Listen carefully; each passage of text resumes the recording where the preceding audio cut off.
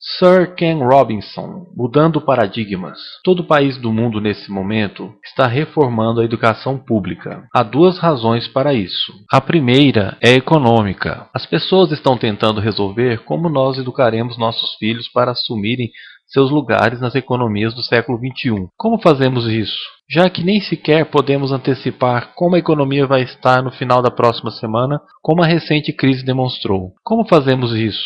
A segunda é cultural. Todo país do mundo está tentando entender como educamos nossos filhos para que eles tenham uma percepção de identidade cultural, para que possamos passar os genes culturais de nossas comunidades. Enquanto fazendo parte do processo de globalização, como equacionamos isso? O problema é que eles estão tentando chegar ao futuro fazendo aquilo que fizeram no passado. E no processo, estão alienando milhares de crianças que não veem nenhum propósito em ir para a escola. Quando fomos à escola, éramos mantidos lá com a história de que se você estudasse bastante e obtivesse um diploma universitário, você conseguiria um emprego. Nossos filhos não acreditam nisso. Eles estão certos em não acreditar. É melhor ter um diploma do que não ter nenhum, mas isso não é uma garantia. Particularmente, se o caminho para ele marginalizar a maior parte das coisas que você pensa que são importantes para você. Algumas pessoas dizem que temos que elevar os padrões, se isso representa algum avanço.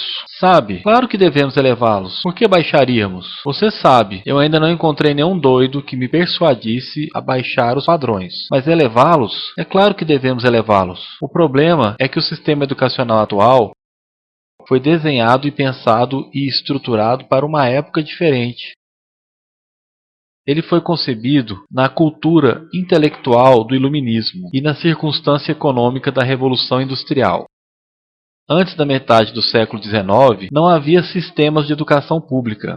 Não realmente. Você era educado por jesuítas se você tivesse dinheiro, mas educação pública financiada pelos impostos, obrigatória para todos e de graça, era uma ideia revolucionária. E muitas pessoas foram contra isso. Elas disseram que não era possível para muitas crianças de rua e da classe operária se beneficiarem da educação pública. Elas são incapazes de aprender a ler e escrever. Então por que estamos gastando tempo com isso? Então foi embutido nisso uma série de pressupostos a respeito da capacidade de estruturação social. Isso foi impulsionado por uma necessidade econômica da época. Mas, paralelamente a isso, está o que era a visão iluminista da inteligência. A inteligência real consistia nessa capacidade para certos tipos de deduções lógicas e num conhecimento dos clássicos, o que passamos a definir como habilidade acadêmica. E isto está implantado profundamente na cadeia genética da educação pública. É que há apenas dois tipos de pessoas, acadêmicos e não acadêmicos, inteligentes e pessoas desprovidas de inteligência. E a consequência disso é que muitas pessoas brilhantes acham que não o são, porque elas são julgadas com base nessa visão específica da mente. Então, não temos pilares gêmeos,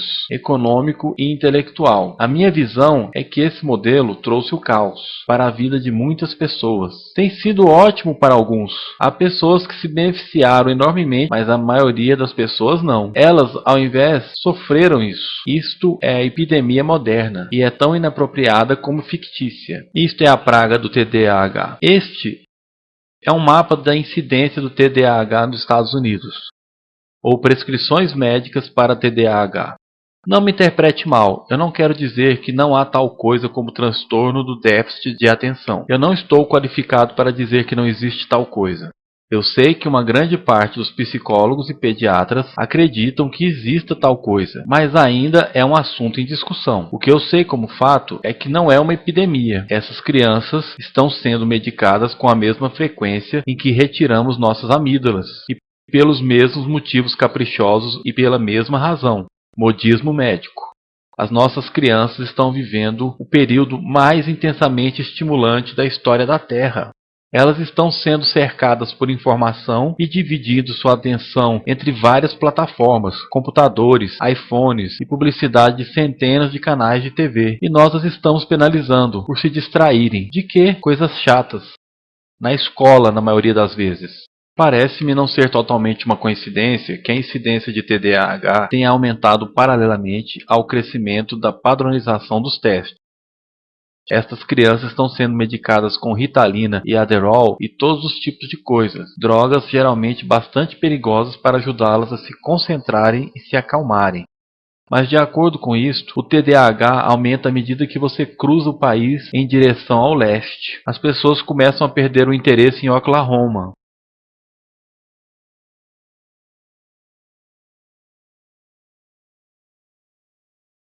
Elas dificilmente conseguem pensar direito em Arkansas. E quando chegam a Washington, já estão completamente perdidas. E eu creio que há razões diferentes para isto. É uma epidemia fictícia. Se você pensar nisso, as artes, eu não quero dizer que seja exclusivamente as artes. Eu também acho que é o caso da ciência e da matemática. Eu menciono as artes em particular porque elas são a vítima dessa mentalidade. Em especial, as artes tratam especialmente da ideia de experiência estética. Uma experiência estética é aquela em que os nossos sentidos estão operando na sua capacidade máxima, quando você está presente no momento atual, quando você está vibrando com o entusiasmo desse sentimento que você está experimentando, quando você está plenamente vivo. E anestésico é quando você fecha seus sentidos e se anestesia para o que está acontecendo. E muitas dessas drogas fazem isso. Nós estamos conduzindo nossas crianças na sua educação escolar, anestesiando-as. E eu penso que deveríamos fazer exatamente o contrário. Não devemos colocá-las para dormir, mas sim despertá-las para aquilo que elas têm dentro de si. Mas o modelo que temos é esse. Eu acredito que nós temos um sistema educacional moldado nos interesses da industrialização e na sua imagem. Eu vou dar alguns exemplos.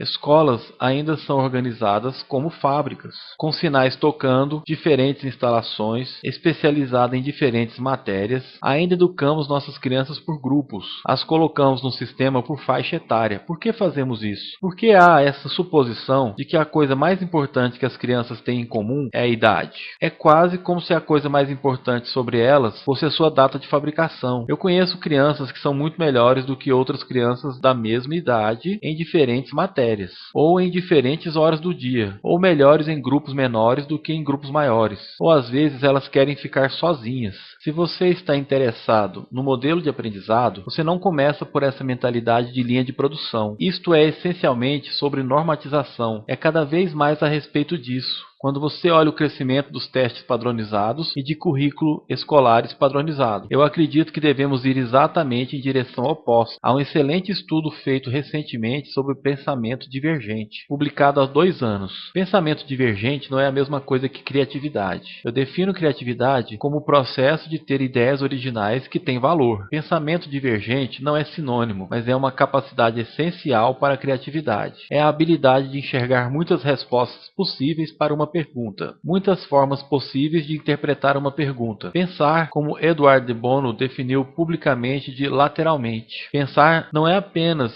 de maneira linear ou convergente. Enxergar múltiplas respostas e não apenas uma. Eu preparei um teste para isso. Num deles, chamado de exemplo do bacalhau, são feitas perguntas do tipo: quantas utilidades você pode ver para um clipe de papel? Uma das perguntas rotineiras. A maioria das pessoas pensa em 10 ou 15. Pessoas boas nisso podem achar até 200 utilidades. E elas fazem isso dizendo: você sabe, precisa ser um clipe de papel como conhecemos, Jim? O teste é esse. Eles foram dados para 1.500 pessoas num livro chamado Breakpoint and Beyond. E pelas regras do teste, se você pontuasse acima de um certo nível, você seria considerado um gênio do pensamento divergente. Então a minha pergunta sobre isso é: qual a percentagem das 1.500 pessoas testadas obteve pontuação de gênio em pensamento divergente? Eu preciso saber mais uma coisa sobre eles. Estas eram crianças do jardim de infância. Então o que você acha? Qual foi a percentagem de gênios?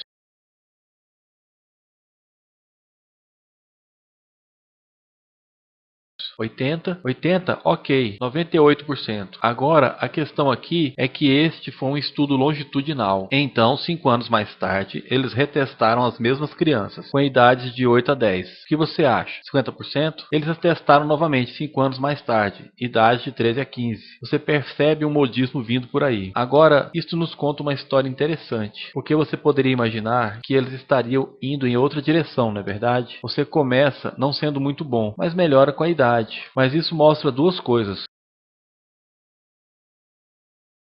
Uma é que todos nós temos essa capacidade. E duas, ela predominantemente se deteriora. Muitas coisas aconteceram com essas crianças à medida que cresceram. Muitas. Mas das coisas mais importantes que aconteceram, que eu estou convencido, é que agora elas foram educadas. Elas passaram 10 anos na escola ouvindo. Há uma resposta, está atrás, e não olhe, e não copie, porque isso é colar.